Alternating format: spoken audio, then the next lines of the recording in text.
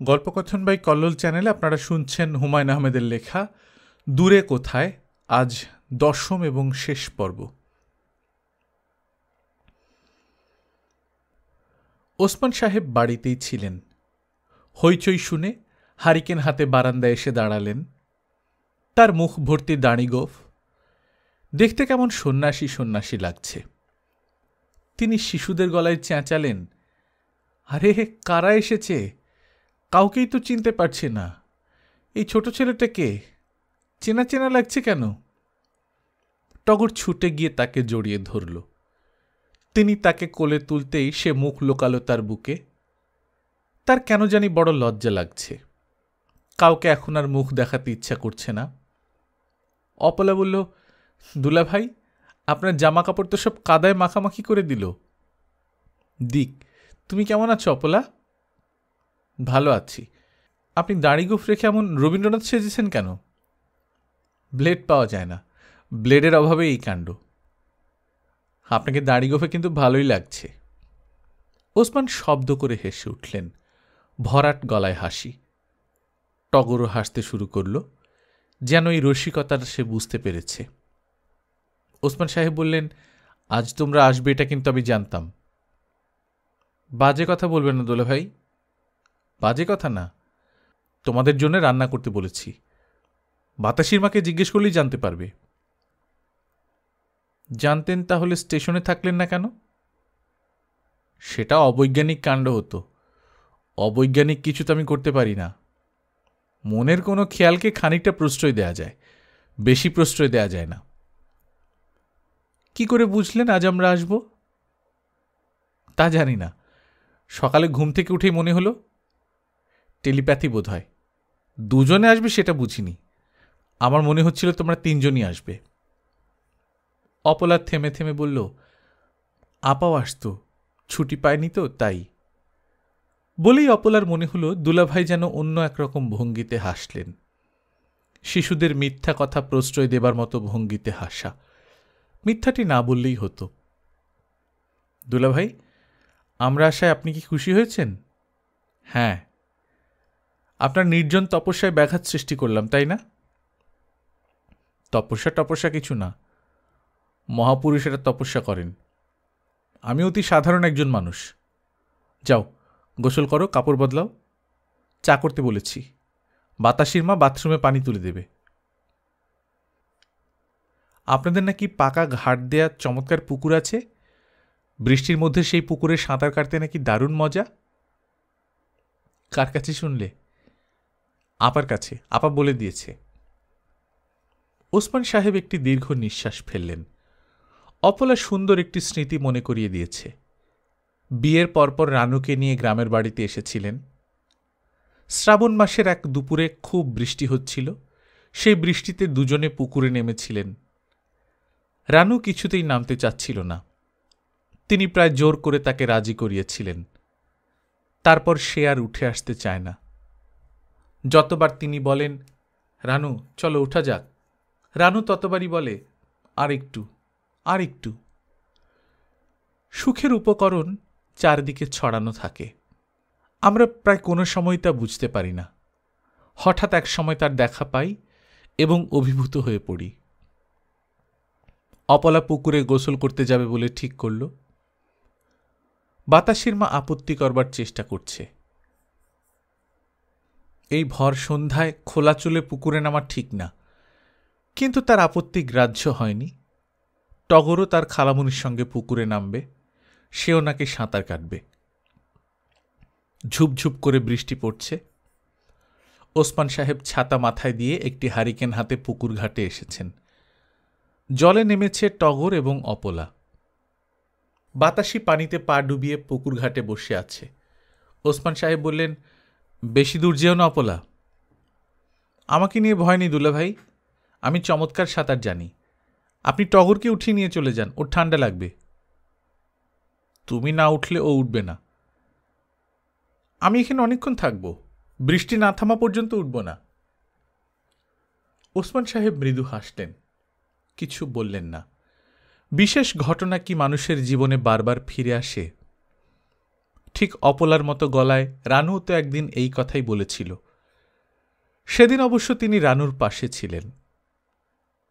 আজ ছাতা মাথায় একটি কড়ই গাছের নিচে দাঁড়িয়ে আছেন। প্রকৃতি কি একই ঘটনা বিভিন্ন রকমভাবে মানুষের সামনে উপস্থিত করে? এই রকম একটি ঘটনা কি আবার তাঁর জীবনে ঘটবে? অসম্ভব নয়। একদিন হয়তো টগরের ভালোবাসার একটি মেয়ে এইরকম বৃষ্টির রাতে পুকুরে নামবে এবং অবিকল রানুর মতো গলায় বলবে, বৃষ্টি না থামা পর্যন্ত আমি উঠব না, এবং তিনি দূর থেকে শুনে ফেলবেন। ওসমান সাহেব মৃদুস্বরে ডাকলেন, অপলা, গ্রামে বসে একটা মজার জিনিস লক্ষ্য করলাম। কি সেটা? গাছের যৌবন বারবার ফিরে আসে, কিন্তু মানুষের যৌবন মাত্র একবার। কথা শেষ হওয়া মাত্র জোরে বৃষ্টি শুরু হল। টগর মহানন্দে হাততালি দিল। অপলা ভেবে রেখেছিল সে 2 দিন থাকবে, শুক্র ও শনি, খুব বেশি হলে 3 দিন। সোমবার ডক্টর মাইতির ক্লাস, ওই ক্লাসটি ধরতেই হবে। অ্যাবসেন্ট করলে তিনি নামের পাশে দাগ দিয়ে রাখেন এবং পরের দিন এমন সব প্রশ্ন করেন যার উত্তর কারোরই জানা থাকে না। প্রশ্নতেই শেষ নয়, শান্ত মুখে এমন সব কথা বলেন যা শুনলে ক্লাস ছেড়ে ছুটে বেরিয়ে যেতে ইচ্ছে করে। যেমন রীতাকে একদিন বললেন, ডাক্তার যে তোমাকে হতেই হবে এমন কোনো কথা নেই। তোমার হাবভাব ডাক্তারের মতো নয়, বিরোহী প্রেমিকের মতো, বুঝতে পারছ? এখন তুমি আমাকে বলো, তোমার ডান হাতের কবজির সবচেয়ে গুরুত্বপূর্ণ হাড়টির নাম কি? উঁচু গলায় বলে, যেন সবাই শুনতে পায়। রীতা কোনো মতে বলল, আমি জানি না স্যার। বলে সে বসে পড়ল এবং খুব ঘামতে লাগল। মাইতি স্যার বললেন, তোমাকে কিন্তু এখন আমি বসতে বলিনি। কেউ প্রশ্নের উত্তর না দিয়ে বসে পড়লে আমার খারাপ লাগে। কাজেই তোমাকে আমি এখন এমন প্রশ্ন করব যার উত্তর তোমার জানা আছে বলে আমার ধারণা। বলো, প্রেম আর ভালোবাসার মধ্যে পার্থক্য কি? ক্লাসের সবাই হো হো করে হাসতে লাগল। এই হচ্ছে মাইতি স্যার, তার ক্লাস মিস করার প্রশ্নই ওঠে না। কিন্তু অপলা রোববার ভোরে বেশ সহজভাবেই বলল, আজ ঢাকা না গেলে কেমন হয় রে টগর? টগর গম্ভীর হয়ে বলল, ভালো হয়। কিন্তু মাইতি স্যার যে আমাকে কাঁচা খেয়ে ফেলবে, সবার সামনে কাঁদিয়ে ছাড়বে। চিনিস তো না তাকে? তাহলে চলো যাই। শরীরটা ভালো লাগছে না, কেমন যেন জ্বর জ্বর লাগছে। দেখ তো গায়ে হাত দিয়ে। অপলার গা নদীর জলের মতো শীতল, কিন্তু টগর উদ্বিগ্ন হয়ে বলল, উহ, খুব জ্বর তো। যা, সুটকেস খুলে কাপড় বের করে ফেল। আগামী সোমবারের আগে ঢাকা গিয়ে পৌঁছলেই হবে। তোর আবার মন খারাপ লাগছে না তো? না। মার জন্যে কান্না আসছে না? না, একটুও না। টগর তার জবাবে হেসে ফেলল এবং পরক্ষণেই গম্ভীর হয়ে গেল। সম্ভবত মনে করল হাসাটা ঠিক নয়, মার জন্যে কিছুটা হলেও মন খারাপ করা দরকার। কিন্তু তার সত্যি সত্যি মার কথা মোটেও মনে পড়ছে না, বরং মার কাছে ফিরে যেতে হবে ভেবেই খারাপ লাগছিল। বাবা তার সঙ্গে খুব কথা টথা বলে না, তবু তাকেই কেন জানি বেশি ভালো লাগে। এর কারণ কি সে প্রায়ই ভাবে। পরশু রাতে অপলাকে জিজ্ঞেস করল, অনেক ইতস্তত করে বলল, খালামণি, বাবা বেশি ভালো না মা? দুজনেই ভালো। মন রাখা কথা, টগর বিশ্বাস করেনি। দুজন লোক সমান সমান ভালো হতে পারে না। একজন একটু বেশি ভালো হলে অন্যজন একটু কম ভালো হবে, তাই নিয়ম। অপলা হাই তুলে বলল, কে বেশি ভালো কে কম ভালো এসব দিয়ে কি করবি? কিছু করব না। কিছু না করলে ঘুমো। নাকি বাবার সঙ্গে ঘুমোতে ইচ্ছে করে? মনে হচ্ছে তো করে। আয় রেখে আসি। অপলা তাকে সত্যি সত্যি রাখতে গেল। টগর লক্ষ্য করেছে অপলা খালামণি যা বলে তার সঙ্গে সঙ্গে করে। অন্য কোনো মেয়ে হলে আয় রেখে আসি বলেও রেখে আসার কোনো রকম লক্ষণ দেখাতো না এবং একসময় বড় বড় হাই তুলে ঘুমিয়ে পড়ত। কিন্তু অপলা খালামণি সেরকম নয়, সে যা বলবে তাই করবে। এই জন্যই তাকে এত ভালো লাগে। গত পরশু কালবৈশাখী ঝড় হল, ভীষণ ঝড়। হঠাৎ অপলা খালামণি বলল, চল টগর, আম কুড়াতে যাই, কালবৈশাখীতে আম কুড়াতে হয়। টগরের ইচ্ছা করছিল, আবার ভয় ভয় করছিল। কি অন্ধকার চারদিক, আবার কেমন শোঁ শোঁ শব্দ উঠছে। বাবা বললেন, মাথার উপর গাছের ডাল ভেঙে পড়বে, যেও না অপলা। খালামণি বলল, আমার উপর গাছের ডাল ভেঙে পড়লে কারো কোনো ক্ষতি হবে না। বলেই সে নেমে উঠোনে চলে গেল। কিছুক্ষণের মধ্যেই বাতাসিও গেল। তারা ছোটাছুটি করে আম এনে ঝুড়ি ভর্তি করছে। কি সুন্দর লাগছে দেখতে। বাবা বললেন, টগর, তোমার যেতে ইচ্ছে করছে? হ্যাঁ। আমার মনে হয় এরকম ক্ষেত্রে যাওয়াই উচিত। ভয়কে প্রশ্রয় দেওয়া ঠিক নয়। তাছাড়া কালবৈশাখীর ঝড়ে বাচ্চাদের উপর কখনো ডাল ভেঙে পড়ে না, নিয়ম নেই। কার নিয়ম? প্রকৃতির নিয়ম। বাবা খুব হাসতে লাগলেন। বড়দের সব কথা সবসময় বোঝা যায় না। টগর অবশ্য খুব বুঝতে চেষ্টা করে। বড়দের কথা শুনতে তার খুব ভালো লাগে। রোজ রাতে তারা সবাই বারান্দায় বসে অনেকক্ষণ গল্প করে। ঘুমে চোখ জড়িয়ে আসে, তবু সে জেগে থাকতে চেষ্টা করে। কত রকম কথা বলে বাবার খালামণি। বেশিরভাগ কথারই সে অর্থ বুঝতে পারে না, তবু শুনতে ভালো লাগে। অপলা, টগরকে আমার বিছানায় শুইয়ে দেবার কোনো দরকার নেই। তুমি একা একা ভয় পাবে, ও থাকুক তোমার সঙ্গে। আমার এত ভয়টই নেই। বলো কি, এই বাড়িতে কিন্তু ভূত আছে। সাদা চাদর গায়ে দিয়ে অশরীরীকে একজন বারান্দায় হাঁটাহাঁটি করে। বাতাসির মা তোমাকে সেই গল্প বলেনি? বলেছে। ভূত বিশ্বাস করো না? করব না কেন, করি। সে কি, আমার তো ধারণা ছিল ডাক্তাররা ভূত বিশ্বাস করে না। কোনো কোনো ডাক্তার আবার করেও। আর তাছাড়া আমি তো এখনো ডাক্তার হইনি। ডাক্তাররাই যদি ভূতে বিশ্বাস করে, তাহলে আমরা সাধারণ মানুষেরা যাব কোথায়? আপনি বুঝি সাধারণ মানুষ? তোমার কি ধারণা আমি অসাধারণ? লেখকেরা সাধারণ মানুষ নন। আমি লেখক তোমাকে কে বলল? এক সময় ছিলাম, এখন না। ওইসব পূর্বজন্মের কথা এখন আর মনে করতে চাই না। আপনাকে আবার লেখালেখি শুরু করতে হবে। আর হবে না। হতেই হবে। আপনাকে দিয়ে নতুন একটি লেখা শুরু করিয়ে তারপর যাব, তার আগে যাব না। আর যদি শুরু করতে না পারি, তাহলে কি থেকে যাবে? হ্যাঁ। টগর লক্ষ্য করল, হ্যাঁ বলার পর খালামণি খুব গম্ভীর হয়ে পড়ল। তারপর হঠাৎ উঠে চলে গেল। বড়দের কথাবার্তার মতো তাদের আচার আচরণও দুর্বোধ্য। খালামণি যেভাবে উঠে চলে গেছে, তাতে মনে হয় সে খুব রাগ করেছে। কেন সে শুধু শুধু রাগ করবে? বাবা কি রাগ করার মতো কিছু বলেছে? কিছুই বলেনি। রাতে ঘুমোবার সময় টগর ভয়ে ভয়ে জিজ্ঞেস করল, খালামণি, তুমি বাবার উপর রাগ করেছ? অপলা অবাক হয়ে বলল, রাগ করব কেন? আমি কারো উপর রাগটাগ করতে পারি না। বাবাও কারোর সঙ্গে রাগ করে না। উনি মহাপুরুষ কিনা, তাই। মহাপুরুষ কি খালামণি? জানি না। কি ঘুমো, নাকি বাবার সঙ্গে ঘুমোতে ইচ্ছে করছে? তোমার সঙ্গে ঘুমোতে ইচ্ছে করছে। টগর অপলার গলা জড়িয়ে ধরল। অপলা বিরক্ত স্বরে বলল, গরমের মধ্যে এরকম জাপটে ধরে আছিস কেন? একটু দূরে যা। টগর দূরে সরে গেল। রাগ করলি নাকি? না। তুই তোর বাবার মতো হবি বড় হলে। কারো জন্য কোনো টান থাকবে না, পাথরের মতো মানুষ। বাবা পাথরের মতো? হ্যাঁ, শক্ত পাথর। আর মা কিসের মতো? সেও পাথরের মতো। তোমাদের সবাই পাথর। অপলা খুব হাসতে লাগল। টগর অবাক হয়ে লক্ষ্য করল, হাসতে হাসতে খালামণির চোখে পানি এসে গেছে। সে শাড়ির আঁচলে চোখ মুছছে আর হাসছে। হাসির দমকে খাট কাঁপছে। বাবা ও ঘর থেকে এসে বললেন, কি হচ্ছে এখানে? টগর বলল, খালামণি শুধু হাসছে।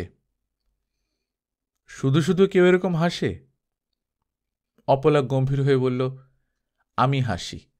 কোনো কারণ ছাড়াই আমি হাসি এবং কাঁদি। আপনি ঘুমোতে যান। ইচ্ছে করলে আপনি আপনার পুত্রকেও নিতে পারেন। বসি কিছুক্ষণ তোমাদের কাছে, হাসির গল্পটি বলো, আমারও হাসতে ইচ্ছে করছে।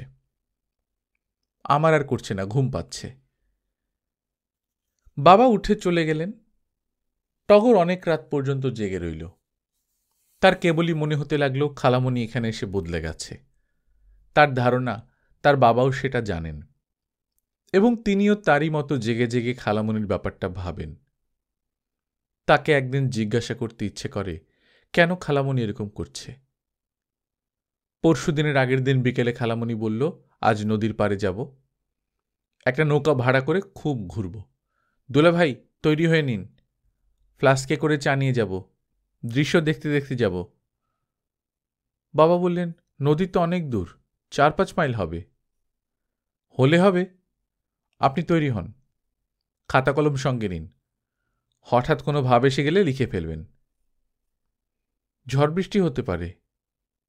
হলে হবে। খালামণি ফ্লাস্ক ভর্তি করে চা করল, কি একটা খাবার তৈরি করল, তারপরে হঠাৎ মত বদলাল। গম্ভীর হয়ে বলল, দুলাভাইকে নিয়ে কোনো কাজ নেই, আমি আর তুই যাব। বাবা কাপড় পরেছে তো? পরেছে, পড়ুক, কাপড় পরে বসে থাকুক। চল আমরা রওনা দিয়ে দিই, সন্ধ্যার আগে ফিরতে হবে, হাতের সময় নেই। টগর মৃদুস্বরে বলল, বাবাকে নিয়ে যাই। অপলা বিরক্ত হয়ে বলল, তুই থাক তোর বাবার সঙ্গে, আমি চললাম। অপলা সত্যি সত্যি একা একা রওনা হয়ে গেল। বাবা পেছন থেকে ডাকল, এই অপলা। অপলা ফিরেও তাকাল না, ফ্লাস্ক দোলাতে দোলাতে হনহন করে ছুটতে লাগল। বাবা আইনউদ্দিনকে বলে দিলেন তার সঙ্গে যেতে। তারপর হাসি মুখে টগরকে বললেন, কি হয়েছে রে? জানি না কি হয়েছে। রাগ নাকি? হ্যাঁ। কার উপর? তোমার উপর। আমার উপর রাগ তো তোকে নেয়নি কেন? আমার উপরে রাগ। বলিস কি রে, পৃথিবীর সবার উপরই সে রাগ করেছে নাকি? বাবা খুব হাসতে লাগলেন। এত হাসির কি আছে? বড়রা অকারণে কেন হাসে? কেন মাঝে মাঝে ছোটদের মতো পৃথিবীর সবার সঙ্গে রাগ করে? এসব প্রশ্নের উত্তর নেই কোনো। হয়তো বড় হলেই উত্তর জানা যাবে, কিংবা কে জানে, হয়তো জানা যাবেই না। 3 দিনের জায়গায় 1 সপ্তাহ হয়ে গেল। অপলার ঢাকা ফিরে যাবার কোনো লক্ষণ নেই। রানু 2টি আর্জেন্ট টেলিগ্রাফ পাঠিয়েছে, দুটিতেই লেখা, তাড়াতাড়ি ফিরে এসো। অপলার মধ্যে ফিরে যাবার কোনো লক্ষণ নেই। ওসমান সাহেব বললেন, পড়াশোনা বন্ধ করে এখানে পড়ে আছো, যাওয়া উচিত না? হ্যাঁ উচিত। কবে যাবে? এখানকার স্কুলের একজন টিচার তোমাদের সঙ্গে যাবেন, তাকে বলে রেখেছি। কাল রওনা দিলে কেমন হয়?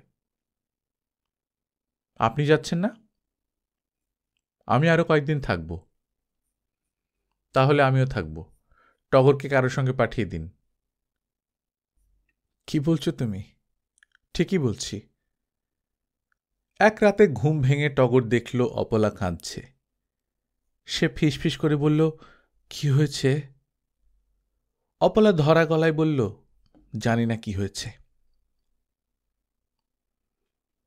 অনেক রাতে ওসমান সাহেব জেগে উঠলেন। ঘুম ভাঙলেই সময় জানতে ইচ্ছে করে। এই বাড়িতে কোনো ঘড়ি ছিল না, এখন আছে। অপলার ছোট্ট লেডিস ঘড়ি। তাকে ডেকে কি জিজ্ঞেস করবেন নাকি কটা বাজে? নাকি বারান্দায় দাঁড়িয়ে আকাশের দিকে তাকিয়ে সময় আঁচ করার চেষ্টা করবেন? শেষ রাত হলে দক্ষিণ আকাশে দেখা যাবে বৃশ্চিক নক্ষত্রমণ্ডলী, যার উজ্জ্বলতম নক্ষত্রটির নাম জ্যেষ্ঠা। বৃশ্চিকের কাছেই থাকবে ধনু নক্ষত্রমালা, যার ঠিক ওপরে মঙ্গল গ্রহ। এদের অবস্থান থেকে সময় বলে দেয়া খুব অসম্ভব নয়। ওসমান সাহেব বারান্দায় এসে দাঁড়ালেন। পরিষ্কার ঝকঝকে আকাশ, মিল্কি ওয়ে দেখা যাচ্ছে। মঙ্গল গ্রহের কাছাকাছি উজ্জ্বল একটি তারা। এর নাম কি? শনি। কিন্তু এত কাছাকাছি কি শনির থাকার কথা? আকাশ সম্পর্কে একসময় প্রচুর পড়াশোনা করেছিলেন, গ্রহ নক্ষত্র দেখা মাত্র চিনতে পারতেন। এখন সব এলোমেলো হয়ে যাচ্ছে। মঙ্গল গ্রহের পাশের উজ্জ্বল বস্তুটি কি? তিনি শোবার ঘরে ফিরে এলেন। তৃষ্ণা বোধ হচ্ছে। টেবিলে পানির গ্লাস ও জগ। পরপর 2 গ্লাস পানি খেলেন, কিন্তু তৃষ্ণা কমল না। বুক শুকিয়ে খাঁ খাঁ করছে। ঘুমোনোর চেষ্টা অর্থহীন। ঘুম আসবে না। তিনি একটি দুঃস্বপ্ন দেখে জেগেছেন। দুঃস্বপ্নের রেশ যতক্ষণ পুরোপুরি না কাটবে ততক্ষণ ঘুমোনো যাবে না। ওসমান সাহেব ভুরু কুঁচকে ভাবলেন, একে দুঃস্বপ্ন ভাবাটা কি ঠিক হচ্ছে? একজন প্রিয় এবং পরিচিত কাউকে স্বপ্ন দেখাটা দুঃস্বপ্ন হতে পারে না। স্বপ্নে দেখেছেন মিলিকে। স্বপ্নের চেহারাগুলি কখনো খুব স্পষ্ট হয় না। মিলিকে মাঝে মাঝে মনে হচ্ছিল বাতাসি মেয়েটির মতো। হাত পা নাড়ার ভঙ্গি অনেকটা অপলার মতো। মিলি যেন খুব ক্লান্ত। এসেছে অনেক দূরের কোনো জায়গা থেকে। অল্পক্ষণ থেকেই তাকে চলে যেতে হবে। সে বলল, ভাইয়া, তুমি আমাকে চিনতে পারছ? আমি মিলি। হ্যাঁ, চিনতে পারছি। আমি মরে গেছি, তুমি জানো তো? বিষ খেয়েছিলাম। না, বিষ টিষ খাসনি। চিকিৎসা হচ্ছে তোর। না, তুমি জানো না, 1 গাদা ঘুমের বড়ি খেয়ে ফেললাম। তাই নাকি? হ্যাঁ। এখন কেমন আছিস? বেশি ভালো না। সারাদিন এক জায়গা থেকে অন্য জায়গায় ছুটোছুটি করতে হয়। বেশিক্ষণ এক জায়গায় থাকা যায় না। তাই নাকি? জানতাম না তো। সুখে আছিস না কষ্টে আছিস? সুখেও না কষ্টেও না। এখানে সব অন্যরকম। তোমাকে বোঝাতে পারবো না। আত্মাটা আমাদের সঙ্গে থাকে না। বলিস কি? কোথায় থাকে? তাও জানি না। সারাক্ষণ কি এমনি এমনি ছুটি করি? আত্মা খুঁজে বেড়াই। আশ্চর্য তো। তোমার এখানে খাবার কিছু আছে? খুব খিদে পেয়েছে। তিনি অত্যন্ত ব্যস্ত হয়ে খাবার দাবার খুঁজতে লাগলেন। খুঁজতে খুঁজতে তার মনে হলো এটা স্বপ্ন। মিলি করুণ মুখে তার সামনে বসে আছে। এটা একটা স্বপ্ন দৃশ্য। কাজেই ব্যস্ত হয়ে খাবার খোঁজা অর্থহীন। অথচ মিলি এমন করুণ ভঙ্গিতে বসে আছে যে খাবার না খুঁজেও পারা যায় না। তিনি খানিকটা গম ছাড়া কিছুই পেলেন না। তার কপাল বেয়ে টপ টপ করে ঘাম পড়তে লাগল। এই গম দিয়ে তিনি কি করবেন? মিলি কিন্তু তার রোগা হাত বাড়িয়ে মুঠো মুঠো গম নিয়ে মুখে পুড়ছে, কচকচ করে চিবাচ্ছে। ওসমান সাহেব জেগে উঠলেন। এই জাতীয় একটি স্বপ্ন দেখার কোনো মানে হয় না। কিন্তু অর্থহীন কিছুই তো ঘটে না পৃথিবীতে। এরকম একটি স্বপ্ন দেখার পেছনে নিশ্চয়ই কোনো কারণ আছে। ওসমান সাহেব সিগারেট ধরিয়ে বারান্দায় এসে দাঁড়ালেন। মঙ্গল গ্রহ আরও উজ্জ্বল দেখাচ্ছে। আকাশ অসম্ভব পরিষ্কার। মিল্কিওয়ে গ্যালাক্সি এত পরিষ্কারভাবে তিনি এর আগে কখনো দেখেননি। এই ছায়াপথ ধরেই মৃত মানুষেরা পৃথিবীতে নেমে আসে। কোথায় যেন পড়েছিলেন? বিভূতিভূষণের দেবযানে না অন্য কোথাও। তিনি সিগারেট টানতে টানতে স্বপ্নটার কথা ভাবতে লাগলেন। এর একটি লৌকিক ব্যাখ্যা বের করা উচিত, নয়তো স্বপ্নের রেশ কাটবে না। তাকে বাকি রাতটা জেগে কাটাতে হবে। কারণ স্বপ্ন দেখে তিনি ভয় পেয়েছেন, প্রচণ্ড তৃষ্ণা বোধ হয়েছে। জেগে উঠে দেখেছেন বালিশ ঘামে ভিজে গেছে, অথচ ভয়ের কিছুই ছিল না স্বপ্নে। অস্বাভাবিকতা যা আছে তা সব স্বপ্নেই থাকে। তিনি শোবার ঘর থেকে ইজি চেয়ার টেনে আনলেন বারান্দায়। শীতল হাওয়া দিচ্ছে, বসে থাকতে ইচ্ছে হচ্ছে। এরা রোজ ইজি চেয়ারটা বারান্দা থেকে টেনে শোবার ঘরে নিয়ে যায় কেন? ইজি চেয়ারটা ফিট করতে কষ্ট হচ্ছে, অন্ধকারে কিছু দেখা যাচ্ছে না। খটখট শব্দ হচ্ছে। টগর বা অপলা জেগে উঠতে পারে। তিনি কাউকে জাগাতে চান না। একসময় দুঃস্বপ্ন দেখলেই রানুকে ডেকে তুলতেন। রানু খুব বিরক্ত হতো, মুখ ঝাঁকিয়ে বলতো, তুমি একজন বয়স্ক মানুষ না? ভয়ে অস্থির হয়ে যাচ্ছ কেন? চোখে মুখে পানি দিয়ে ঘুমিয়ে পড়ো। স্বপ্নটা কেন দেখলাম সেটা তোমাকে বলি? বলার দরকার কি? তুমি না শুনলে বাকি রাত আমার ঘুম হবে না। এরকম অদ্ভুত স্বভাব কেন তোমার? রানু ঘুম চোখে বসে থাকত, ঘন ঘন হাই তুলত এবং তিনি অনেক সময় নিয়ে স্বপ্ন দেখার কারণ ব্যাখ্যা করতে শুরু করতেন। এক সময় ব্যাখ্যা শেষ হতো, তিনি হৃষ্ট গলায় বলতেন, যুক্তিগুলি তোমার পছন্দ হয়েছে তো? আমার পছন্দ অপছন্দ দিয়ে তো কিছু না, তোমার পছন্দ হলেই হলো। তোমার কথা শেষ হয়েছে? তাহলে ঘুমোতে এসো, নাকি তোমার জন্য বাতি জ্বালিয়ে রাখতে হবে? না, বাতি জ্বালিয়ে রাখার দরকার নেই। তিনি রানুকে জড়িয়ে ধরে ঘুমোতে যেতেন। রানু যদি বলতো, গরমের সময় এত ঘেঁষাঘেঁষি করে শুতে ভালো লাগছে না, তিনি মৃদুস্বরে বলতেন, ভয়টা পুরোপুরি কাটেনি রানু। ওসমান সাহেব ইজি চেয়ারে বসে ছোট্ট একটা নিঃশ্বাস ফেললেন এবং প্রায় সঙ্গে সঙ্গেই অপলার শোবার ঘর থেকে চেঁচালো, কে কে? অপলা নিশ্চয়ই তার নিঃশ্বাসের শব্দ শুনতে পায়নি, ঘুমের ঘরেই চেঁচিয়েছে। কোনো সাড়ার শব্দ না পেলে চুপ করে যাবে। কিন্তু অপলা আবার বলল, কে? আমি। অপলা, ঘুমাও। আপনি বারান্দায় কি করছেন? অপলা দরজা খুলে বেরিয়ে এলো, বিড়বিড় করে বলল, যা ভয় পেয়েছি, অনেকক্ষণ ধরে আমি জেগে আছি। শুনলাম ঘরে কিসব যেন টানাটানি করা হচ্ছে, তারপর দরজা খোলা হচ্ছে, আমি ভাবলাম চোর। ওসমান সাহেব বললেন, কটা বাজে অপলা? অপলা অনেকক্ষণ ঘড়ির দিকে তাকিয়ে রইল, সময় বলতে পারল না। অন্ধকারে ডায়াল দেখা যাচ্ছে না। বাতি না জ্বালিয়ে সময় বলা যাবে না। আপনার কাছে দিয়াশলাই আছে? তিনি দিয়াশলাই জ্বালালেন। 3:10, অথচ মনে হচ্ছে ভোর। অপলা বলল, আপনি এত রাতে বারান্দায় বসে আছেন কেন? একটা দুঃস্বপ্ন দেখেছি, তারপর আর ঘুম আসছে না। কি দুঃস্বপ্ন? তিনি আগ্রহ করে দুঃস্বপ্নের কথা বললেন। অপলা মৃদুস্বরে বলল, খুব অদ্ভুত স্বপ্নটা। না, অদ্ভুত না। এরকম স্বপ্ন কেন দেখেছি তা সহজেই ব্যাখ্যা করা যায়। অনেকদিন আগে একটা বই পড়েছিলাম, দি ভেইল। সেখানে কিছু মানুষের কথা লেখা আছে যাদের আত্মা ঈশ্বর জমা রেখেছেন।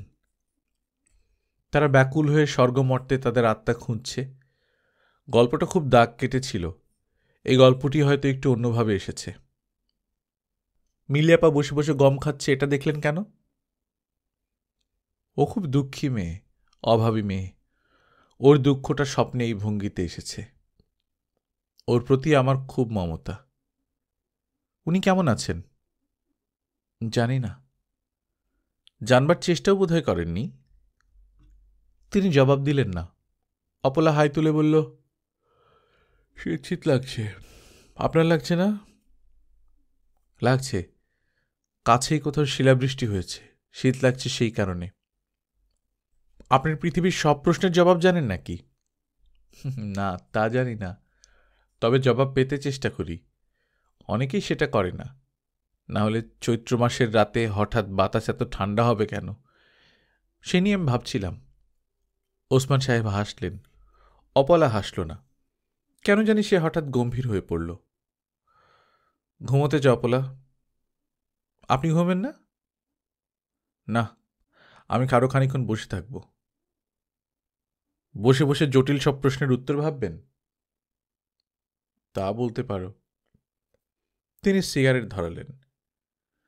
অপলা মৃদুস্বরে বলল, আপনাকে একটা সহজ প্রশ্ন করি, দেখি আপনি পারেন কিনা। কি প্রশ্ন? আমি এখানে এসেছিলাম 2 দিন থাকবো ভেবে, কিন্তু আজ নিয়ে 8 দিন হলো আছি। ভেবে বলুন তো কেন আছি?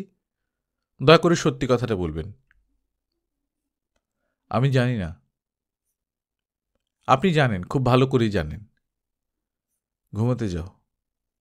না, আমি ঘুমোতে যাব না, আপনাকে আমার প্রশ্নের জবাব দিতে হবে। ওসমান সাহেব লক্ষ্য করলেন অপলা কাঁদতে শুরু করেছে। নিঃশব্দ কান্না নয়, শিশুদের মতো শব্দ করে কান্না। এসো ঘরে যাই। অপলা ফোঁপাতে ফোঁপাতে বলল, আমি কাল ভোরে চলে যাব।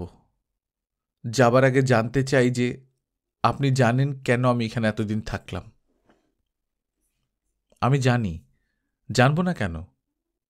আমি যথেষ্ট বুদ্ধিমান। বুদ্ধিমান, কিন্তু হৃদয় বলে আপনার কিছু নেই। আপা ঠিকই বলেন। ঘুমোতে যাও অপলা। আমি যাব না, আপনি যান, আরাম করে ঘুমুন। আমি বসে থাকবো এখানে। এই বাড়িতে কিন্তু ভূত আছে। কেন বাজে কথা বলছেন? আপনি কি আমাকে একটা ছোট্ট খুকি মনে করেন? না। টগর জেগে উঠেছে। সে ভয় পাওয়া গলায় বলল, খালামণি। অপলা ভেতরে চলে গেল। ওসমান সাহেব লক্ষ্য করলেন অপলা বেশ সহজ এবং স্বাভাবিক ভঙ্গিতেই টগরকে বাথরুম করাতে নিয়ে গেল। ছোটখাটো কথাবার্তাও বলতে লাগল, যেন একটু আগে কিছুই হয়নি। তিনি নিজের ঘরে এসে দরজা বন্ধ করে দিলেন। তার কেন জানি মনে হতে লাগল টগরকে ঘুম পাড়িয়ে অপলা আবার আসবে এই ঘরে। তিনি তার জন্য অপেক্ষা করতে লাগলেন, কিন্তু অপলা এলো না। ডাক্তারের সঙ্গে অ্যাপয়েন্টমেন্ট সকাল 9টায়। 8টা থেকেই মতিউর বলছে কোনো রকম পাগলামি করবে না, যা জিজ্ঞেস করবে জবাব দেবে, ফ্রিলি কথা বলবে, বানিয়ে বানিয়ে কোনো কিছু বলবে না, সবচেয়ে বড় কথা পাগলামি করবে না। মিলি করুণ স্বরে বলল, আমি পাগল মানুষ, কিছু পাগলামি তো করবই, সেটা উনি চিকিৎসা করে ভালো করবেন, সেই জন্যই তো এত দূর আসা। মতিউর গম্ভীর হয়ে গেল। মিলি বলল, জায়গাটা আমার পছন্দ হচ্ছে, কেমন বিদেশ বিদেশ একটা ভাব। এটা বিদেশ, তা বিদেশ বিদেশ ভাব থাকবে না তো কি থাকবে? সকালবেলা ঘুম থেকে উঠে আমার কেন জানি মনে হচ্ছিল এটা ঢাকা। আমি লবিতে গিয়ে ভাইয়ের নাম্বারে একটা টেলিফোন করলাম। রিং হচ্ছে, কেউ ধরছে না। তখন রিসিপশনের মেয়েটা হিন্দিতে বলল, আপনি কোন নাম্বার চান? মতির বিরক্ত হয়ে বলল, কেন মিথ্যা কথা বলছো? তুমি ঘরেই ছিলে, কোথাও যাওনি। মিলি হেসে ফেলল। হাসছো কেন? মিথ্যে কথাটা কেমন করে ধরা পড়ে গেল তাই হাসছি, মজা লাগছে খুব। মিলি সাজগোজ করতে লাগল। ফুলদানিতে হোটেল থেকে ফুল দিয়ে গেছে, সেই ফুল সে খোঁপায় গুছতে গুছতে বলল, সুন্দর হয়ে যাওয়া দরকার, নয়তো ডাক্তার ভাববেন বাংলাদেশের মেয়েগুলি দেখতে পচা, তাই না? মতিউর জবাব দিল না, রাগী চোখে তাকিয়ে রইল। ডাক্তার দেব শর্মা বিশাল ব্যক্তি। বিশাল ব্যক্তিদের সাধারণত কোমল একটি মুখ থাকে, ইনার তাও নেই। প্রকাণ্ড একটা গোঁফের আড়ালে সব কোমলতা ঢাকা পড়েছে। চশমার কাঁচ এত মোটা যে চোখ দেখা যায় না। মিলি সহজভাবে বলল, কেমন আছেন ডাক্তার সাহেব? ডাক্তার দেবশর্মা কোমল গলায় বললেন, ভালো আছি। ও আমাকে বলেছিল আপনি বাঙালি, কিন্তু আপনাকে দেখে আমার বিশ্বাস হয়নি, এখন কথা শুনে বিশ্বাস হচ্ছে। চট করে কোনো কিছু বিশ্বাস করা ঠিক না। অনেক বিদেশিরা চমৎকার বাংলা বলেন। আর তাছাড়া আমি নিজেও পুরোপুরি বাঙালি না, আমার মা ইউপির মেয়ে। মিলি হাসতে হাসতে বলল, আমি যা শুনি সব বিশ্বাস করে ফেলি, পাগল মানুষ তো। পাগল নাকি আপনি? হ্যাঁ, এই জন্যই তো আপনার কাছে এসেছি চিকিৎসার জন্যে। আমাকে ভালো করে দিন। কবে থেকে পাগল হয়েছেন? খুব ছোটবেলা থেকে। সময়টা বলুন। খুব ছোট মানে কত ছোট? ক্লাস 6। বুঝলেন কি করে? তা বলতে পারবো না। আমরা 2 ভাই বোনই ছিলাম পাগল। আমার বড় ভাইকে আপনি চিনবেন না, খুব নামকরা লেখক। আপনারা তো আর আমাদের লেখকদের বই পড়েন না। আমাদের দেশে সবাই তাকে চেনে। তাই নাকি? জি, আমাকে নিয়ে একটা বই লিখেছে, নাম চৈত্রের দুপুর। এটা পড়ে কাঁদতে কাঁদতে আপনার চোখে ঘা হয়ে যাবে। ডাক্তার দেবশর্মা হাসলেন। মিলি আহত স্বরে বলল, আপনি আমার কথা বিশ্বাস করছেন না, তাই না? না না, করছি। তাহলে হাসছেন কেন? বিশ্বাস অবিশ্বাসের সঙ্গে হাসির কোনো সম্পর্ক নেই। আপনি এত সুন্দর করে কথা বলছেন, সেটা শুনেই হাসি আসছে। ভালো কথা, চৈত্রের দুপুর বইটা আমি পড়তে চাই, আপনার সম্পর্কে জানবার জন্যে, চোখে ঘা করবার জন্যে নয়। চা দিতে বলি? বলুন। ডাক্তার চা দিতে বললেন। ছোটখাটো ব্যাপার নিয়ে কথা বলতে লাগলেন। মিলির ভদ্রলোককে বেশ লাগল। মিলি, বলুন, আপনার কি কি সমস্যা বলুন তো? আমার তো কোনো সমস্যা নেই, আমার ভাইয়ের অনেক রকম সমস্যা। আচ্ছা বলুন, তার সমস্যার কথাই বলুন। ওদের ছাড়াছাড়ি হয়ে গেছে। আমার ভাই এবং ভাবি আলাদা আলাদা থাকে। ছাড়াছাড়ি কেন হলো? ভাইয়ের একটা দোষ হচ্ছে সে সবসময় সত্যি কথা বলবে, এই জন্যই ছাড়াছাড়ি হয়ে গেছে। সত্যি কথা বলার এত সমস্যা তা তো জানতাম না। সমস্যা তো হবেই। রানু ভাবি একদিন জিজ্ঞেস করলো, আচ্ছা তোমার অনেক উপন্যাসে মনিকার নাম আছে, মনিকার প্রতি তোমার কি কোনো দুর্বলতা আছে? ভাইয়ার সঙ্গে সঙ্গে বলল, আছে, অনেক দিন আছে। একজন মানুষের অনেকের প্রতি দুর্বলতা থাকতে পারে, তাতে কিচ্ছু আসে যায় না। মনিকাকে? মনিকা হচ্ছে একটা খুব বাজে ধরনের মেয়ে। খুব সুন্দর বুঝি? জানি না, আমার সঙ্গে দেখা হয়নি। তাহলে কি করে বললেন বাজে ধরনের মেয়ে? মিলি হাসতে হাসতে বলল, আপনি ঠিক আমার ভাইয়ার মতো তর্ক করেন। আপনার ভাই তর্ক করতে পারে বুঝি? খুব পারে। কেউ তাকে তর্কে হারাতে পারবে না। ভাইকে খুব পছন্দ করেন? হ্যাঁ, খুব। সবচেয়ে অপছন্দ করেন কাকে? কাউকে না। আপনার স্বামীর কোন ব্যাপারটা আপনার সবচেয়ে খারাপ লাগে? মিলি চুপ করে রইল। দেবশর্মা হাসতে হাসতে বললেন, প্রতিটি মানুষেরই কিন্তু কিছু কিছু খারাপ দিক আছে। আপনার স্বামীরও নিশ্চয়ই আছে, আছে না? হ্যাঁ আছে। সে সম্পর্কে বলুন। সেই সম্পর্কে আমি বলতে পারবো না। আমি কাউকে বলি না, আপনাকেও বলবো না। আপনি ডাক্তার হন আর যাই হন। ডাক্তার দেবশর্মা হাসি খুশি মেয়েটির গম্ভীর মুখের দিকে তীক্ষ্ণ দৃষ্টিতে তাকিয়ে রইলেন। তিনি মেয়েটির সমস্যাটি ঠিক ধরতে পারছেন না। হোটেলে ফিরে মিলি অনেকক্ষণ ঘুমোল। ঘুম ভাঙল বিকেলে। মতিউর বেরোচ্ছে। মিলি বলল, আমি একা একা থাকব? হ্যাঁ, বিশ্রাম করো। বিশ্রাম লাগবে না, আমিও যাব তোমার সঙ্গে। তোমার যেতে হবে না, তুমি থাকো। একা একা আমার ভয় লাগবে না? ভয়ের কি আছে, চারদিকে লোকজন। মিলি ছোট্ট একটা নিঃশ্বাস ফেলল। হোটেলের লবিতে দাঁড়িয়ে অনেকক্ষণ লোক চলাচল দেখল। তারপর রুমে ফিরে দীর্ঘ একটা চিঠি লিখল রানুকে। চিঠি লেখা শেষ হবার পর বালিশে মাথা রেখে অনেকক্ষণ কাঁদল। সন্ধ্যা হয়ে আসছে, তার কেমন যেন ভয় ভয় লাগছে। সে নেমে গেল নিচে। লবি ফাঁকা ফাঁকা। রিসেপশনে এখন একটি ছেলে দাঁড়িয়ে আছে। দিনের বেলা একটি মেয়ে থাকে, গুজরাটি মেয়ে। তার সঙ্গে বেশ খাতির হয়েছে মিলির। মেয়েটি মাথা নেড়ে নেড়ে সুন্দর গল্প করে, ইংরেজি কথাবার্তা। মিলি তার বেশিরভাগই বুঝতে পারে না, তবু খুব মাথা নাড়ে, যেন সব বুঝতে পারছে।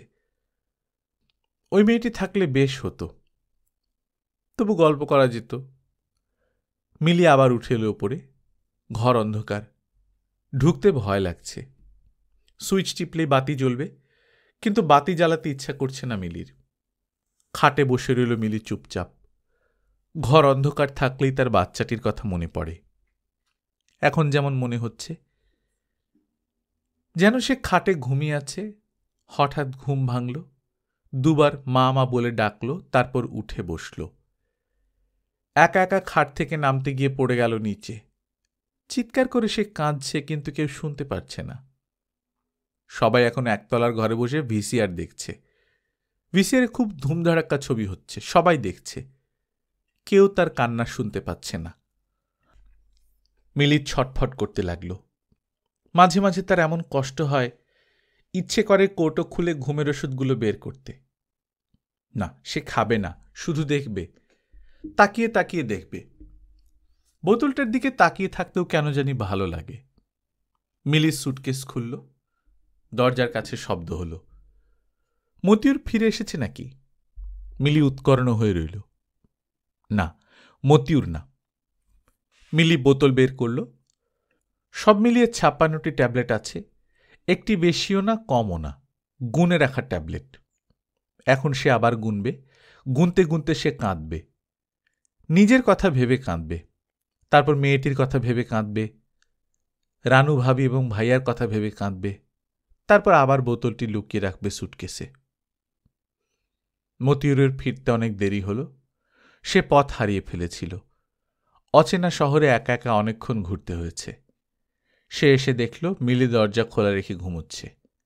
কিসব কাণ্ড! অচেনা অজানা একটা হোটেলে দরজা খুলে রেখে কেউ ঘুমায়?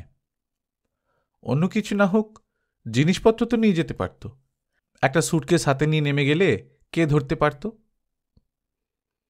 রাত 11টায় মতিউর প্রথম বুঝতে পারল মিলি এক গাদা ঘুমের ওষুধ খেয়েছে। মতিউরের কিছু করার ছিল না, কারোরই কিছু করার ছিল না। তবু হোটেলের লোকজন প্রচুর ছুটাছুটি করল। হাসপাতালে ডাক্তাররা রাত 3টা পর্যন্ত চেষ্টা করলেন, কিছুই কাজে লাগল না। রাত 3টায় মিলি ঘোলা চোখে চারদিকে তাকাল, হাত বাড়িয়ে কাউকে খুঁজতে চেষ্টা করল। বিড়বিড় করে কি যেন বলল। কাকে সে খুঁজল, কি সে বলল, তা কেউ জানতে পারল না, কোনোদিন জানবেও না। প্রিয় ভাবি, এর আগে তোমাকে 2টি চিঠি দিয়েছি। শুধু তোমাকে না, যাদের চিনতাম সবাইকেই দিয়েছি। একটা কলকাতা থেকে, একটা এখান থেকে। কেউ জবাব দেয়নি। কি করে দেবে? আমি তো কোনো ঠিকানাই দিইনি। এখন বাজছে 5:30। চারদিকে অন্ধকার। আমি ঘরে এখনো বাতি জ্বালাইনি, অন্ধকারে লিখছি। অন্ধকারে চিঠি লিখতে বেশ লাগে, তাই না ভাবি? আজ সকালে ডাক্তার দেব শর্মার কাছে গিয়েছিলাম।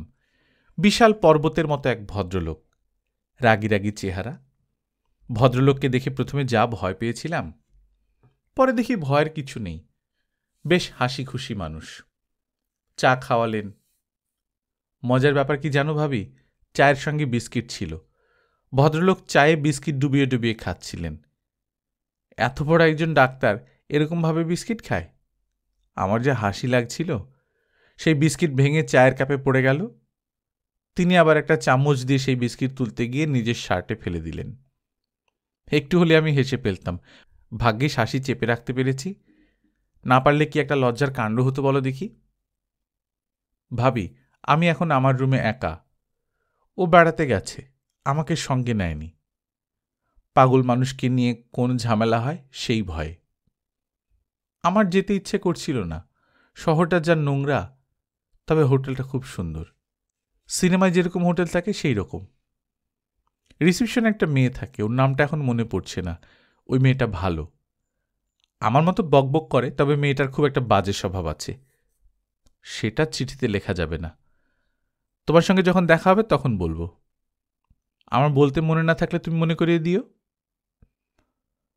পরশু রাতে তোমাকে স্বপ্নে দেখেছি। সাদা উইলি শিফনটা পরে তুমি যেন কোথায় যাচ্ছ। বিয়ের পরপর তুমি যেমন সুন্দর ছিলে, তোমাকে ঠিক সেরকম সুন্দর লাগছিল। অবশ্য স্বপ্নে সব মেয়েকেই সুন্দর লাগে, আর পুরুষদের লাগে বিচ্ছিরি। আমি স্বপ্নে যে কটা পুরুষকে দেখেছি তাদের সবাই খুব বিচ্ছিরি। অনেক আজে বাজে কথা লিখে ফেলেছি, তাই না ভাবি? অবশ্য ভাইয়ার ধারণা আমি খুব সুন্দর চিঠি লিখি। যা মনে আসে তাই লিখে ফেলি বলেই নাকি আমার চিঠিগুলি সুন্দর হয়। ভাইয়া কি কি অদ্ভুত কথা যে বলে। ওমা, তোমার কাছে ভাইয়ার কথা বলছি কেন? আমার চেয়ে তুমি তো তাকে অনেক ভালো জানো। আচ্ছা ভাবি, তোমার কি মনে আছে তুমি যখন প্রথম প্রথম আমাদের বাড়িতে এলে, আমি কেমন রেগে গেলাম তোমার উপর, কথায় কথায় ঝগড়া করতাম? তবু অবাক হয়ে শুনলাম তুমি একদিন ভাইয়াকে বলছো মিলি বেচারির অনেক সমস্যা, বাবা তাকে দেখলেই কেমন রেগে যান। এমন সব কথাবার্তা বলেন যে সহ্য করা মুশকিল। আমার এত ভালো লাগলো তোমার কথা শুনে। তারপর তোমার সঙ্গে ভাব হলো। মনে আছে প্রায় তোমাকে বলতাম, ভাবি আজ রাতে তোমার সঙ্গে ঘুমবো। তুমি বালিশ নিয়ে আমার ঘরে ঘুমোতে আসতে। বেশ কিছুদিন থেকে আমার আবার তোমার সঙ্গে ঘুমোতে ইচ্ছে করে। ভাইয়ার সঙ্গে তোমার যখন মিটমাট হয়ে যাবে তখন আমি যাব, তোমাদের সঙ্গে কিছুদিন থাকব। তোমাকে ঠিক ছোটবেলার মতো বলবো, ভাবি ভয় লাগছে, আজ রাতে তোমাদের সঙ্গে ঘুমোবো। তখন তুমি যদি বলো আমি পাগল নিয়ে ঘুমোবো না, তাহলে কিন্তু আমি ভাবি খুব রাগ করব। পাগলেরা রাগ করলে কি অবস্থা হয় তা তো তুমি জানো না। খুব খারাপ অবস্থা হয়। চিঠি এই পর্যন্তই। রানু চিঠি শেষ করে শীতল চোখে দীর্ঘ সময় তাকিয়ে রইল মতিউরের দিকে। মতিউর মুখ শুকনো করে একটি সোফায় বসে আছে। অসম্ভব রোগা লাগছে তাকে, যেন খুব বড় একটা অসুখ করেছে তার। রানু বলল, মিলির ভাইকে খবর দিয়েছেন? ঢাকায় পৌঁছে খবর দিয়েছি, টেলিগ্রাম করেছি। মিলি তাকিয়ে রইল মতিউরের দিকে। মতিউর বলল, ভাবি আমি যাই। রানু কিছু বলল না। মাথা নিচু করে বসে থাকা এই লোকটিকে সেই মুহূর্তে আর সহ্যই করতে পারছে না। ভাবি আমি তার চিকিৎসার কোনো ত্রুটি করিনি। ত্রুটি করেছেন এমন কথা কেউ বলছে না। কারো বলার দরকার নেই ভাবি। আমার নিজেরই মনে হচ্ছে কোথাও একটা মস্ত বড় গণ্ডগোল করেছি। রানুকে অবাক করে দিয়ে মতিউর রহমান হাওমাও করে কেঁদে উঠলেন। শোকের এমন তীব্র প্রকাশ বহুদিন দেখা হয়নি। এই লোকটিকে সান্ত্বনাসূচক কিছু কথাবার্তা বলা উচিত, কিন্তু বলতে ইচ্ছা করছে না। কাজের মেয়েটি ছুটে এসেছে, অবাক হয়ে দৃশ্যটি দেখছে। রানু বলল, আপনি বাসায় যান। মতিউর ভাঙা ভাঙা গলায় বললেন, বাসায় গিয়ে আমি কি করব? বাসায় আমার কে আছে? কি অদ্ভুত কথা, বাসায় কে আছে? রানু বিরস মুখে তাকিয়ে আছে। কান্নাকাটি, চিৎকার কিছুই তার মনে দাগ কাটছে না। সবটাই মনে হচ্ছে বানানো, মেকি। লোকটির টাকা পয়সা হয়েছে, কিছুদিনের মধ্যেই পুতুল পুতুল ধরনের একটি মেয়ে বিয়ে করবে, গয়নায় তার শরীর ঢেকে দেবে। সেই মেয়েটি পরপর কয়েকটি বাচ্চা দিয়ে সম্পূর্ণ অন্যরকম হয়ে যাবে। গালের হাড় বড় হয়ে যাবে, দাঁতগুলো হয়ে যাবে উঁচু। পৃথিবীর প্রতি অপরিসীম বিরক্তি নিয়ে এই মেয়েটি দুপুরবেলা নিউ মার্কেটের শাড়ির প্যাকেট নিয়ে হাঁটবে। কে মনে রাখবে মিলির কথা? কেউ না, তার মেয়েটিও না। সবাই চেষ্টা করবে মিলিকে দ্রুত ভুলে যেতে। ভুলে যাওয়াই ভালো। পাগল মাকে মনে রাখার কোনো দরকার নেই, কেউ রাখে না। ঘরে একটু আগে হারিকেন দিয়ে গেছে, বাইরে এখনো আলো আছে, কিন্তু ঘরের ভেতরটা অন্ধকার। ওসমান সাহেব বসে আছেন চেয়ারে, দরজার দিকে পিঠ দিয়ে বসেছেন, যেন বাইরের পৃথিবীর প্রতি তার কোনো আকর্ষণ নেই। তিনি তাকিয়ে আছেন অন্ধকারের দিকে। আজ তার জীবনের একটি বিশেষ দিন। রানু এসেছে। দুপুরবেলা হঠাৎ দেখলেন একটা ছোট্ট ব্যাগ হাতে নিয়ে সে খানিকটা সংকুচিত ভঙ্গিতে উঠোনে এসে দাঁড়িয়েছে। মৃদুস্বরে ডাকছে, অপলা, অপলা। অথচ তার ডাকা উচিত ছিল টগরকে। সে টগরকে ডাকল না কেন? এর মানে কি এই যে সে টগরের জন্য আসেনি? যদি তাই হয়ে থাকে তাহলে আজ তার জন্য একটি বিশেষ দিন। কিন্তু তার আনন্দ হচ্ছে না কেন? বরং কেমন যেন একটা কষ্ট হচ্ছে। তিনি রানুর জন্য সন্ধ্যা পর্যন্ত অপেক্ষা করলেন নিজের ঘরে। সে এলো না। তিনি নিজেও গেলেন না তার কাছে, ইচ্ছে করল না। এখন সন্ধ্যা।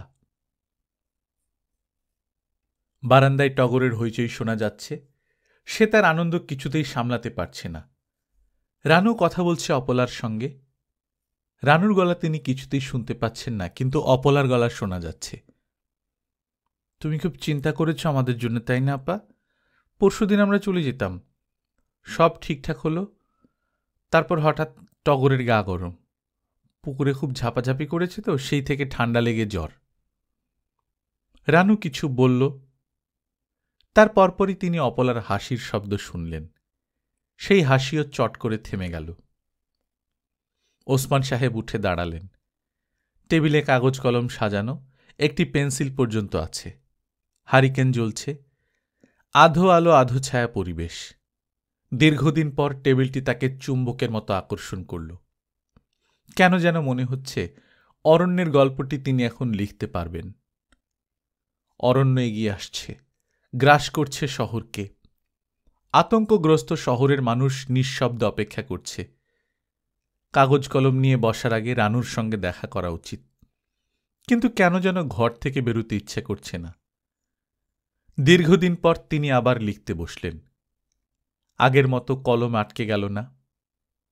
কিন্তু যে গল্প লেখা হচ্ছে তা অরণ্যের গল্প নয়, শহরের গল্প। শহর গ্রাস করেছে অরণ্যকে। তিনি দ্রুত গতিতে লিখছেন।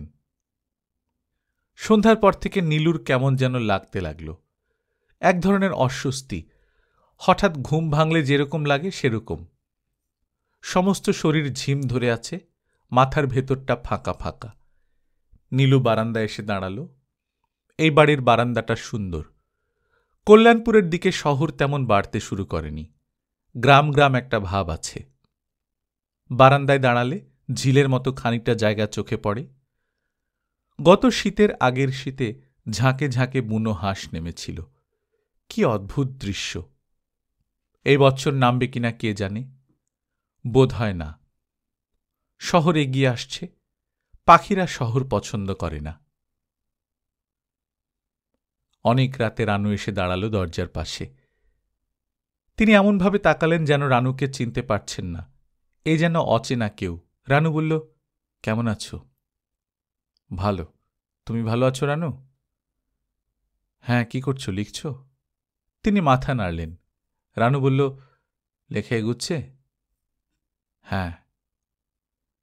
অনেকদিন পর লিখতে বসলে, তাই না? হ্যাঁ, অনেকদিন পর। ভেতরে এসে বসো রানু। সে কয়েক মুহূর্ত ইতস্তত করে ভেতরে এসে দাঁড়াল, বসল খাটে। কেমন কোমল দেখাচ্ছে রানুর মুখ, কেমন দুঃখী দুঃখী চেহারা। আজ থেকে এমন দেখাচ্ছে কেন? মিলের একটা চিঠি আমার কাছে আছে, সঙ্গে নিয়ে এসেছি, তুমি পড়বে? হ্যাঁ, পড়ব। রানু চিঠিটা এগিয়ে দিল। চিঠি পড়তে গিয়ে তিনি লক্ষ্য করলেন তার চশমার কাচ ঝাপসা হয়ে এসেছে। তিনি কিছু পড়তে পারলেন না।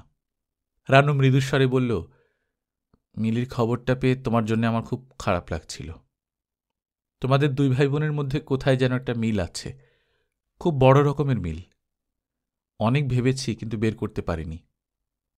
তুমি চিঠিটা আমার কাছে দাও, আমি পড়ে শোনাচ্ছি, তুমি পড়তে পারছো না। রানু চিঠি পড়তে শুরু করল। তিনি তাকিয়ে আছেন রানুর দিকে। চশমার ঝাপসা কাচের ভেতর দিয়ে তাকে স্পষ্ট দেখতে পাচ্ছেন না। মাঝে মাঝে খুব কাছের মানুষও অস্পষ্ট হয়ে যায়। টগর পা ঝুলিয়ে খাটে বসে আছে। তার মা চলে এসেছে এটি তার এখনো ঠিক বিশ্বাস হচ্ছে না। বারবার মনে হচ্ছে মা বোধহয় আসেনি। এই যে মা চলে গেল পাশের ঘরে, সত্যি কি গেল? হয়তো সে ঘরে উঁকি দিলে মাকে দেখবে না, দেখা যাবে করুণ মুখ করে বাবা বসে আছে। টগর খাট থেকে নামল, তাকালো অপলার দিকে। অপলা শীতল গলায় বলল, কোথায় যাচ্ছ? ওই ঘরে। ওই ঘরে এখন যেও না। কেন যাব না? একটু পরে যাও, এখন আস, আমরা দুজনে গল্প করি। শিশুরা অনেক জিনিস চট করে বুঝে ফেলে। টগরও হয়তো বা কিছু বুঝল। আবার উঠে বসল খাটে, পা দোলাতে দোলাতে ভয়ে ভয়ে বলল, মা কি এখন থেকে বাবার সঙ্গে থাকবে? অপলা গাঢ় স্বরে বলল, হ্যাঁ, থাকবে। টগর ছোট্ট করে হাসল, ছেলে মানুষই হাসি, দেখতে এত ভালো লাগে।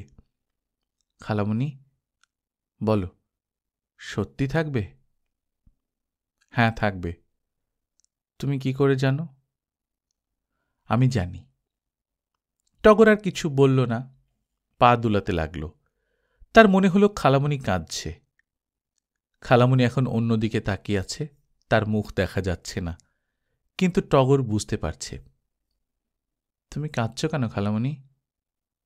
কাঁদছি না তো। কিন্তু অপালা কাঁদছে, তার শরীর কেঁপে কেঁপে উঠছে। বড়দের কত অদ্ভুত দুঃখ কষ্ট থাকে। টগরের নিজেরও কান্না পেয়ে গেল, কিন্তু ছেলেদের কাঁদতে নেই।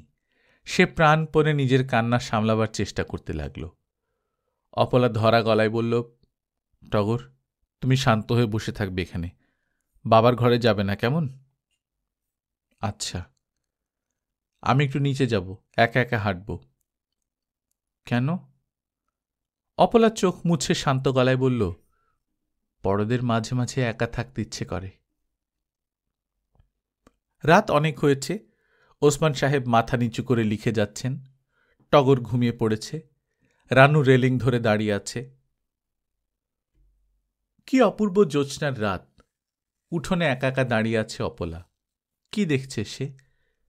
রানু একবার ভাবল নিচে নেমে যাবে, অপলার হাত ধরে বলবে, কাঁদছিস কেন বোকা মেয়ে? কিন্তু সে তা করল না, তাকিয়ে রইল মাঠের দিকে। রানু ডাকল, অপলা। অপলা ফিরে তাকাল। চাঁদের আলোয় ভেজা কি সুন্দর একটি মুখ। তাকে ঘিরে জ্যোৎস্না কেমন থরথর করে কাঁপছে। অদ্ভুত কষ্ট হচ্ছে রানুর। সে আবার ডাকল, অপলা, অপলা।